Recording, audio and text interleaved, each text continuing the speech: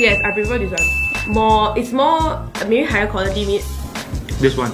It tastes more like beef. I like that one better, just cause it had a better mouthfeel. Second one, I prefer the first. The first one. I found the second one a bit overwhelming. So I prefer the JB one for Subway milk. I thought that was pork bacon. I couldn't tell the difference. I couldn't tell the difference. The first one actually. I like this one. But this one is very juicy. This one a bit more. I think for me, like the taste about the same. I cannot really tell the difference. I don't know, it's too close to call. For all I know, right, they could be different parts of the same sandwich. I think I prefer this one just because it's less salty. I think the second one was better. Like, it wasn't too salty, it was just nice. I prefer the first one though. I actually love the B.M.T a lot.